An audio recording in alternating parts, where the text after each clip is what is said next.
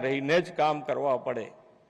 જે પણ કામ કરો તમે એ કામમાં ક્વોલિટી કમ્પ્લીટ પકડીને જ ચાલવાનું છે।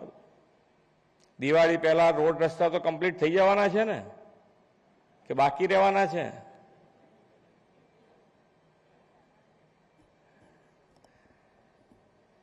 અને જે રોડ રસ્તામાં ક્યાંક ખાડા પૂરવાના થતા હોય તો એ પણ વ્યવસ્થિત રીતે પુરાવો જોઈએ, કે ભાઈ ખાલી પૂરવા પૂરતું પૂરી નાખ્યું, થઈ ગયું કામ, એમાં નહીં પડવું જોઈએ।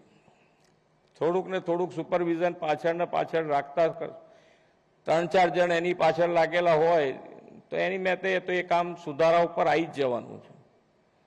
અને અત્યારે આપણે રોડના કામો જે કરી રહ્યા છે, નવા જેટલા કામો કરી રહ્યા છે, બધાની ઉપર ક્વોલિટી ખૂબ સારી આવે એના માટેનો પ્રયત્ન છે ને એ પ્રમાણેનું રિઝલ્ટ પણ તમે બધા અમારા કરતાં વધારે જોતા હશો તો રિઝલ્ટ પણ જોવા મળી રહ્યું છે।